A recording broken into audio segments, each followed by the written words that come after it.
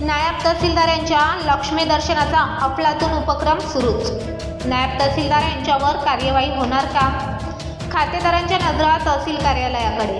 वर्धा शहराच्या तहसील कार्यालयातील संजय गांधी निराधार योजना व श्रावणबाळ योजना ग्रामीणच्या नायब तहसीलदार यांचा लक्ष्मी दर्शनाचा प्रकार अद्यापही सुरूच असल्याचे दिसून येत आहे। गेल्या काही दिवसापूर्वी एका चॅनलच्या माध्यमातून या प्रकाराचा खुलासा करण्यात आला होता।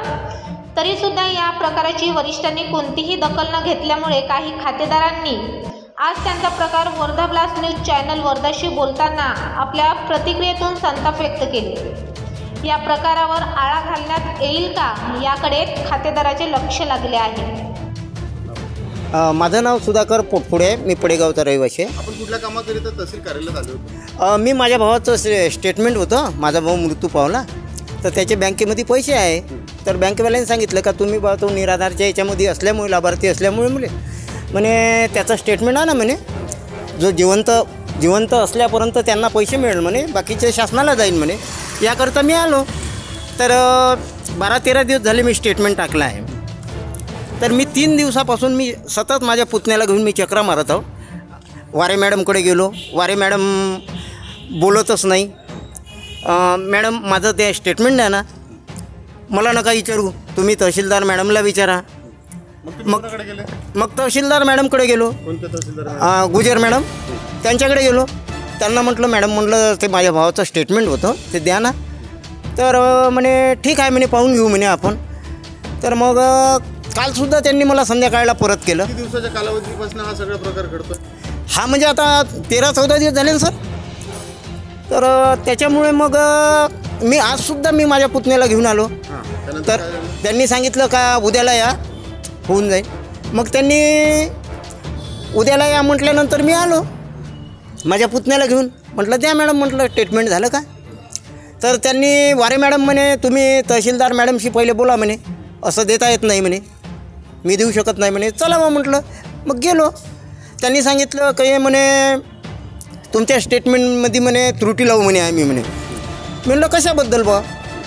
तर म्हणे ते तसं होणार नाही म्हणे, ते त्याच्या आईचं हे आणा म्हणे आधार कार्ड। आईचं आधार कार्ड लावलं, मृतकाचा मृत्यू दाखला लावला, त्याचं अकाउंट लावलं, सर्व लावल्याच्या बाद त्यांनी पुन्हा माझ्याशी झंझट केली का जा म्हणे तू म्हणे तहसीलदाराकडे जा म्हणे, नाही कोणाकडे जा म्हणे।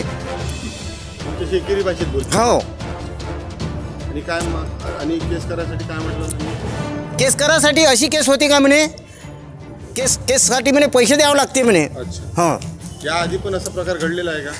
अशा प्रकाराने कामं करत आहे सर, आणि हे गरिबाचं नुकसान होत आहे। आणि ही महिला, ह्या मॅडम जो आहे महिला असल्यामुळे, अधिकारी असल्यामुळे ह्या शासनाची आम्हाला उलट भीती दाखवते का तुम्ही इथं थोडंसं जरी काही कराल तर तुमच्यावर केस दर्ज करू, FIR दाखल करू, अशा आपल्याला भीती दाखवते। कशा प्रकारची मागणी करते? पैशाची मागणी हर गोष्टीतच आहे ना, आता याच्यावरून समजायला आलं ना। तुम्हाला आता सांगायचं झालं तुम्ही काय सांगू शकता? शासनाने याच्यात काय दखल घेतली पाहिजे? शासनाने याच्यात दखल अशी घेतली पाहिजे की गोरगरिबाला न्याय मिळाला पाहिजे, बिना पैशानं काम झालं पाहिजे, आणि अशा लोकांना निलंबित केलं पाहिजे। आपलं नाव सांगा। मी महेश पोटपुडे, राहणार पडेगाव।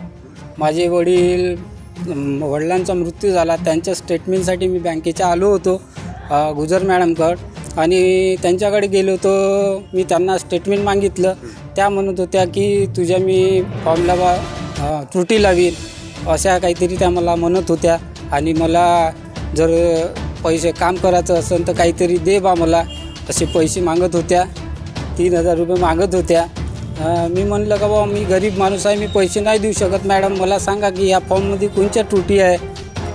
मी असं बोललो मॅडमना, पण मॅडम मला हेरपाट्या मारत आहे। 3-4 दिवस झाले सतत मी त्यांच्या ऑफिसला जात आहे, आणि मी परत वापस जात आहे गावाला। मी एक मजूर वर्गातला माणूस आहे, आणि मी दररोज पैसे खर्च करून इथं 50-60 रुपये 100 रुपये खर्च करून मी दररोज येतो, कारण का माझी परिस्थिती नाही आहे तशी, हालाकीची परिस्थिती आहे माझीवाली आहे, आणि मॅडम मला हेटाळून लावत आहे। मुख्य संपादक Wilson Mokhade, Wardha blast news Wardha.